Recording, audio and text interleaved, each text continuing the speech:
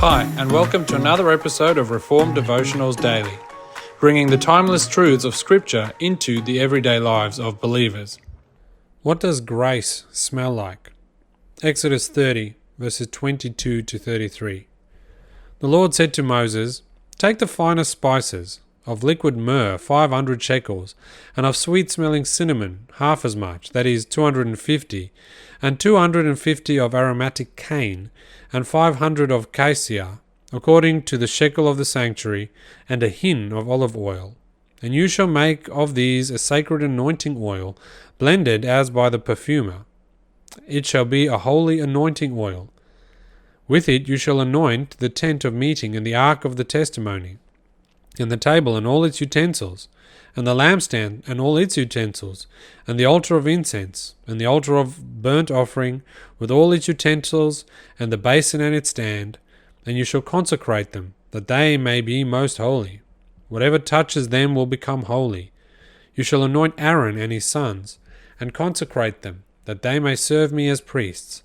And you shall say to the people of Israel, This shall be my holy anointing oil throughout your generations. It shall not be poured on the body of an ordinary person. You shall make no other like it in composition. It is holy, and it shall be holy to you. Whoever compounds any like it, or whoever puts any of it on an outsider, shall be cut off from his people." Imagine, if you will, walking through the Israelite camp and approaching the tabernacle.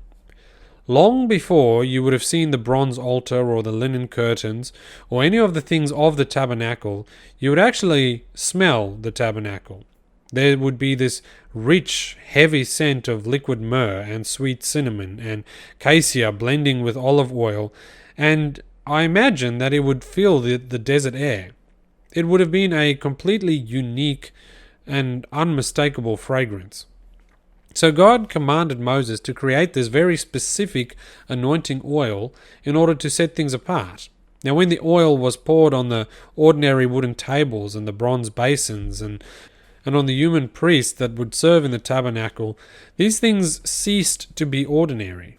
They became most holy. That is, they were consecrated for God's use. Now, there's an incredibly strict warning label attached to this fragrant oil.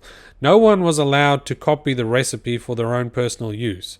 It was never to be poured out on ordinary people. It was kind of trademarked and patented by God, if you will. Counterfeiting this oil meant actually being cut off from Israel, cut out of the community altogether. And God was making a pretty specific point here. True holiness cannot be manufactured by human hands. We can pretend to be holy, we can make it look like we're holy, we can even try and make us smell holy, but we can't manufacture holiness through our own means. But if we look at our own hearts, we actually spend quite a bit of time trying to play the role of the perfumer. We want to be deeply distinct. We want to matter. We want to be acceptable to God. We want to be impressive to people around us. And so, in many ways, we kind of metaphorically try and mix up and make our own batch of anointing oil.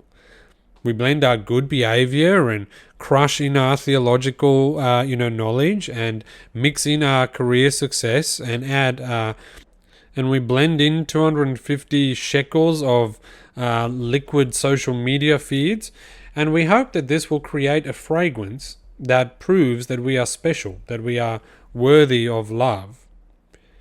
But the truth of the matter is, no matter how hard we try to formulate our own specialness before God, it never actually works. It doesn't cover up our flaws or our insecurities. We actually remain ordinary, broken and sinful, separated from God and the holiness that He requires. But the good news of the gospel is that God doesn't ask us to mix our own oil. Instead, He sends us an anointed one. We don't need anointing oil, we have the Anointed One. The title Christ literally means the Anointed One. Jesus was set apart not so much with a mixture of earthly spices, although He was later on anointed. He was anointed with the Holy Spirit, and He was anointed without measure. He lived a perfectly holy life that we would never be able to manufacture on our own. And when Jesus went to the cross, this wonderful exchange happened. He was poured out so that we, ordinary broken people like us, could be set apart and made extraordinary by being joined in faith to Him. His anointing flows down to everyone who is in Christ. And when we are in Christ, we are eternally set apart and consecrated and made holy in the sight of God.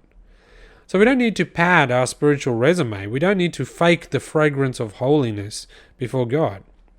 We are already holy because we are in Christ. And that's a pretty special place to be. Let's pray. Father, forgive us when we try and manufacture our own holiness. We confess that we do this, even when we don't even realize it. We try to blend our good works and our achievements. But thank you that we don't need those things because we have Jesus, the truly Anointed One. Thank you that in joining with Him, in being covered by His anointing, we are set apart and consecrated to you. Help us to live out of this reality. In Jesus' name we pray.